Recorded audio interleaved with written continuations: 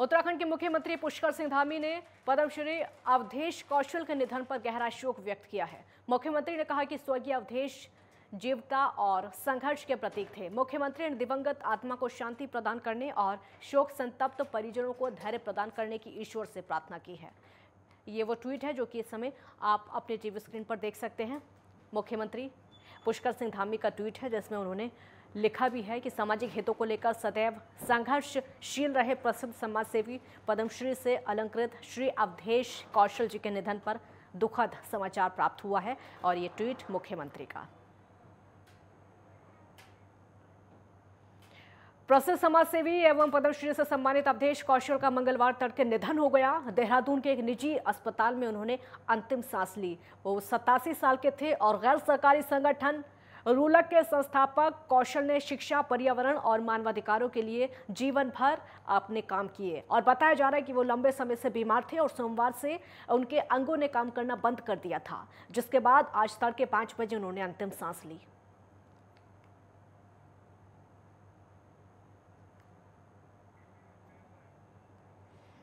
महंगाई अपने चरम पर है, जिससे कि आम लोगों की जेबों पर खासा असर देखने को मिल रहा है। लगातार रसोई गैस के दाम बढ़ते जा रहे हैं। इसका विरोध लगातार विपक्षी पार्टियां कर रही हैं और वहीं उत्तराखंड में भी गैस के बड़े दामों को लेकर कांग्रेस केंद्र सरकार को घेरने की योजना बना रही है। इसी पर उत्तराखंड के पूर्व मुख्यमंत्री हरीश रावत ने कहा है कि लगातार बढ़ रहे गैस के दाम को लेकर अगर संघर्ष नहीं किया गया तो भारत सरकार ये दाम 1400 से ज्यादा ले जाने की तैयारी में है और कांग्रेस प्रखर तरीके से इसका विरोध करेगी।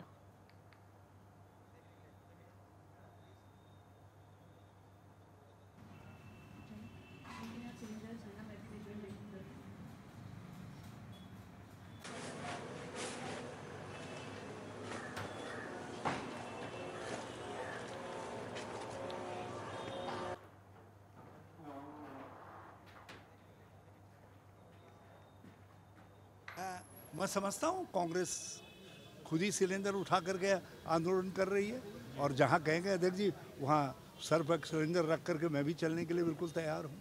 और देखिए ये पीर पर्वत सी हो गई है।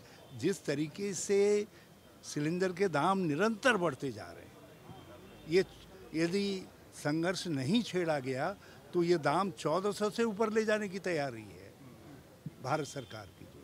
तो इसलिए हम विपक्ष के तौर पर जो है हमारा कर्तव्य है कि हम प्रखर तरीके से इसका विरोध करें।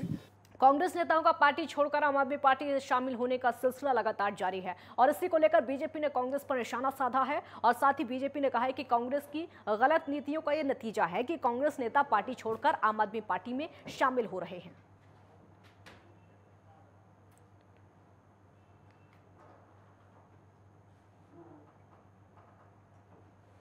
देखिए, आज़ादी के बाद कांग्रेस पार्टी ने जिस तरह से इस देश को लूटा और जिस तरह से इस देश के अंदर नीतियां बनाई केवल एक गांधी परिवार को पनपाने के लिए और अपने सगे संबंधियों को लेकर और अपने तक ही सीमित रह गई और भ्रष्टाचार को अड्डा जिस तरह से उन्होंने इस देश को बनाया और उनके कारण जो देश के अंदर समर्पित कांग्रेसी नेता हैं आज उन सब का मोह धीरे धीरे कांग्रेस से भंग होता चला जा रहा है। राष्ट्रीय स्तर पर भी आप देखेंगे तो सारे नेताओं ने जो कांग्रेस के जाने माने नेता हैं जिनका अपने क्षेत्र में कुछ आधार है, जिन्होंने समाज के लिए कुछ किया है, उन्होंने छोड़ दिया है।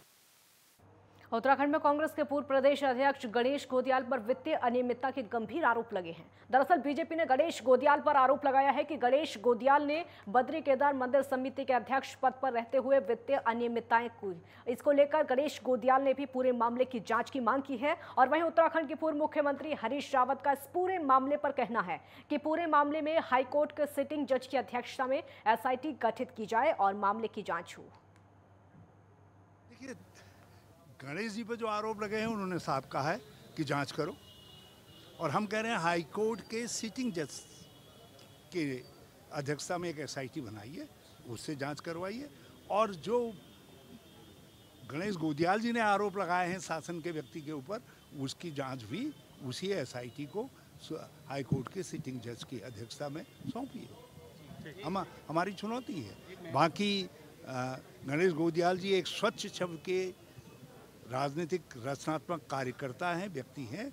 उनके व्यक्तित्व पर जो ये लांछन लगाने का प्रयास हुआ है, सारी कांग्रेस एकजुट तरीके से इसका प्रतिकार करेगी, इसका विरोध करेगी। 14 जून से कांवड़ यात्रा की शुरुआत हो रही है और उसको लेकर सरकार के द्वारा यात्रा व्यवस्था चाक चौबंद करने का दावा किया जा रहा है। वहीं धर्मस्व और पर्यटन मंत्री सतपाल महाराज ने भी सभी कांवड़ यात्रियों से नशा मुक्ति यात्रा करने की अपील करते हुए कहा है कि सभी यात्री नशा मुक्त यात्रा करें ताकि पुण्य की प्राप्ति हो सके। इसके लिए मुख्यमंत्री ने भी यात्रियों के सद्भावपूर्ण नशा मुक्त यात्रा की अपील की है। और व्यवस्थाओं की बात करें तो सरकार ने बेहतर प्रबंध किए हैं। यात्रा की शुरुआत में कांवड़ियों के ऊपर फूलों की बारिश की जाएगी और कांवड़ रूट पर होने वाली व्यवस्थाओं में समाजसेवी संस्थाओं से भी अपनी पानी, शौचालय आदि की जो व्यवस्थाएं हैं उसको बेहतर बनाने का आग्रह किया गया है। नहीं, मैं ये कहना चाहूँगा कि प्रेम और सद्भाव का ये प्रतीक होना चाहिए। इसके साथ साथ नशा मुक्त होना चाहिए, नशे का प्रयोग हम ना करें और ये सद्भाव होना चाहिए। ऐसा नहीं कि झगड़े हों। तो हमने ये हिदायत दी है, माननीय मुख्यमंत्री जी ने भी हिदायत दी है कि सद्भाव बनाते हुए और नशा मुक्त कांवड़ यात्रा करें, तो इसमें बड़ा लोगों को पुण्य प्राप्त होगा। और दुनिया भी देख रही है क्योंकि मीडिया उसको कवर करता है। तो सद्भाव का अगर हमारा व्यवहार रहेगा, नशा मुक्त रहेगा, तो निश्चित रूप में उससे प्रेरणा प्राप्त करेंगे और सभी कांवड़ियों को जब आएंगे तो उन पर पुष्प वर्षा की जाएगी। केदारनाथ राष्ट्रीय राजमार्ग 107 पर भारी बरसात में सफर करना बहुत मुश्किल हो रहा है। दरअसल बरसात शुरू होते ही राष्ट्रीय राजमार्ग के डेंजर जोन सक्रिय हो जाते हैं। इसके चलते जगह जगह पहाड़ से पत्थर गिरने का जो भय है वो बना हुआ है। बताया जा रहा है कि भारी बरसात के चलते कुछ वाहनों पर पहाड़ से मलबा गिर गया था। राष्ट्रीय राजमार्ग विभाग की ओर से राजमार्ग पर स्थित डेंजर जोन, चंडी का धार, कालाडूंगी नामक सभी स्थान ऐसे हैं जहां पर मशीनें तैनात की गई हैं। जिले में इसके साथ साथ सिरोगढ़, नासूर बना हुआ है और इसी के चलते हल्की बारिश में भी मार्ग बाधित हो रहा है। लेकिन राजमार्ग विभाग की तरफ से कुछ ही घंटों में यातायात मार्ग को सुचारू कर दिया जा रहा है। तेज बरसात में गौरीकुंड से केदारनाथ पैदल मार्ग पर भी पहाड़ से पत्थर गिरने का भय बना हुआ है और उसी क्रम में जिला प्रशासन ने तीर्थयात्रियों को तेज बरसात में सफर करने के लिए मना किया हुआ है।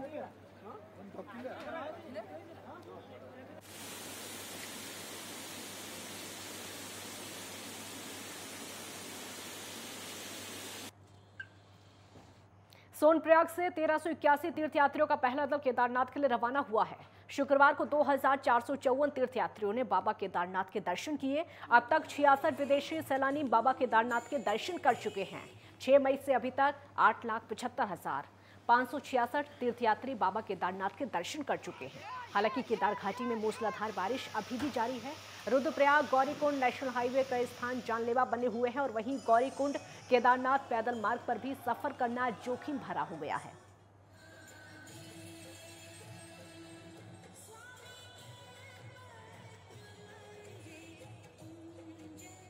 एक ब्रेक यहां पर रुकेंगे, जल्द लौटेंगे।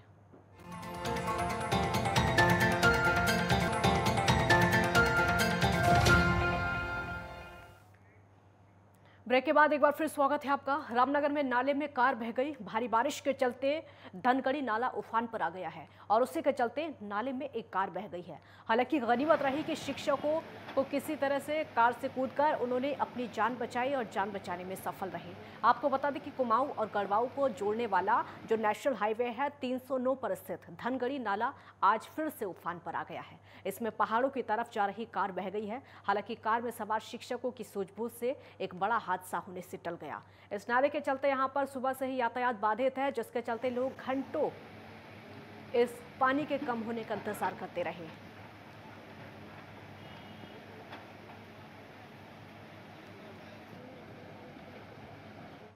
मानसून के दस्तक देते ही केदारनाथ समेत केदार घाटी चारों ओर से हरियाली की चादर लपेटे नजर आने लगती है। साथ ही बाबा के धाम के मार्ग में प्रकृति प्रेमियों के लिए जगह जगह झरने और खूबसूरत पहाड़ नजर आने लगते हैं। केदारनाथ पैदल मार्ग पर बहुत सारे झरने दिखाई देते हैं। जंगल चट्टी, चीर, बसा और कुछ स्थानों पर पहाड़ों की गोद से सुंदर झरने आते दिखते हैं। तेज बरसात में तीर्थयात्रियों के लिए झरनों से आवागमन में काफ़ी दिक्कतों का सामना करना पड़ रहा है और उसके साथ ही ट्रैकिंग प्रेमियों के लिए उच्च हिमालय क्षेत्र पावली, काठू और उसके साथ साथ में बुग्याल और अन्य उच्च स्थानों पर स्थित बुग्यालों पर खूबसूरत नज़ारे देखने को मिल जाते हैं।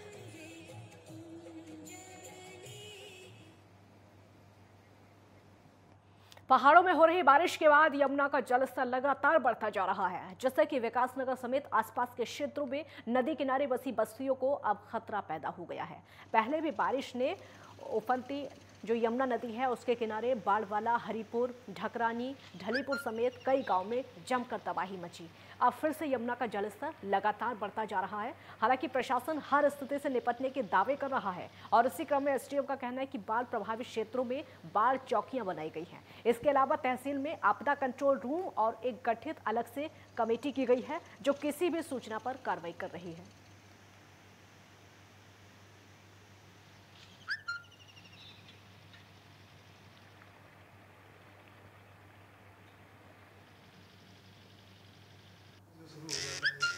इसको लेके पूर्व में ही तैयारियां कर ली गई हैं। 9 जगह पे हमारी बाढ़ चौकियां स्थापित की गई है और हमारे जो राजस्व के लोग हैं उनको उसका प्रभारी बनाते हुए ड्यूटियां लगाई गई हैं और उसके साथ साथ तहसील में कंट्रोल रूम भी एक स्थापित किया गया है जिसके माध्यम से जो भी आपदा की सूचनाएं हैं वो प्राप्त हो रही हैं।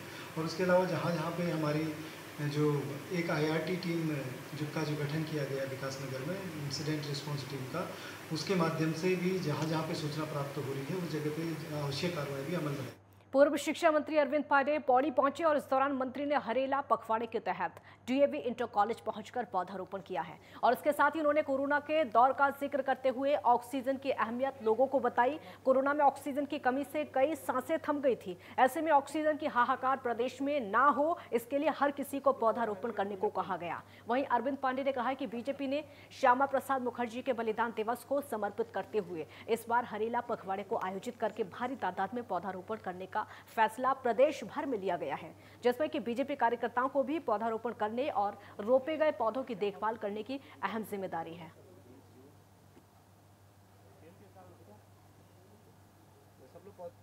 हर काम का पक्ष और विपक्ष दोनों पहलू होते हैं।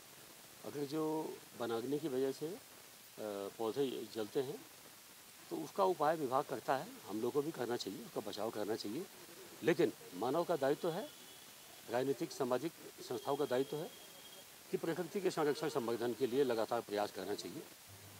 मसूरी में अतिक्रमण के खिलाफ कार्रवाई लगातार जारी है और एसडीएम नरेश चंद्र दुर्गापाल के नेतृत्व में मसूरी माल रोड, मसूरी घंटाघर और गांधी चौक पर सड़क किनारे हो रहे अतिक्रमण को हटाया गया। वहीं मसूरी के कई क्षेत्रों के हवाघरों और शौचालय पर हो रखे अतिक्रमण को भी जेसीबी के माध्यम से हटाया गया है।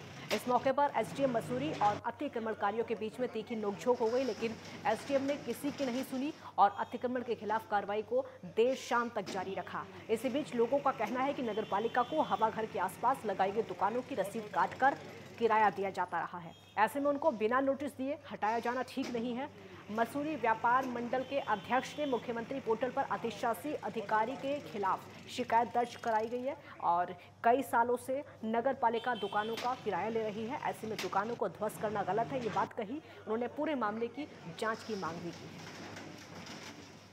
हाँ, जैसा आपको सभी लोगों को पता है, मसूरी में हम पिछले कई दिनों से जो सड़कें हैं उनके इंक्रोचमेंट को, उसके अलावा जो मसूरी में पुराने टाइम से हवाघर, कूड़ेदान और जो सार्वजनिक शौचालय ये बने हुए थे, इन पर कई लोगों ने कब्जे कर लिए थे और लोगों की बड़ी शिकायतें थी कि साहब जो टूरिस्ट के लिए बनाए गए हैं जो चीज़ें एमिनिटीज़, वो लोग पर्सनली उसको इंक्रोच किए बैठे हैं।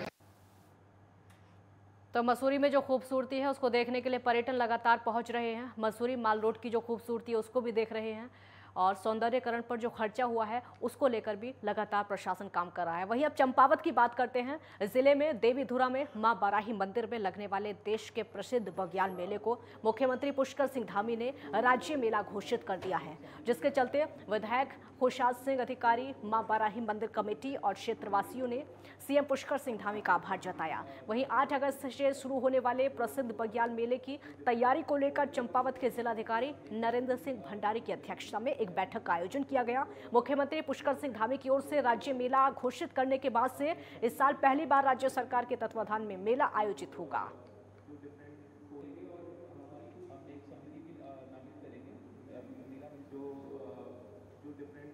इसमें इसको विभागीय मेला घोषित किया गया है और इसमें जो हमने बजट डिमांड शासन से लगभग 1 करोड़ की है वो हमने कर दी है और सांस्कृतिक दल इसमें और जो साज सज्जा है, ट्रैफिक कानून व्यवस्था है, विद्युत की व्यवस्था है, पेयजल की व्यवस्था है, सड़कों की व्यवस्था है, पार्किंग की व्यवस्था है ये सारी जो व्यवस्थाएं हैं इसके लिए आज एक बैठक की गई है और सभी विभागों को निर्देशित किया गया है कि जिला पंचायत और SDM साहब के माध्यम से जो भी आवश्यक कार्य हैं वो जल्द पूरे करने होंगे। कई रोड पे हमारा काम शुरू हो गया है। खबर उत्तराखंड में फिलहाल इतना ही। आप देखते रहिए नेटवर्क 10। जय हिंद।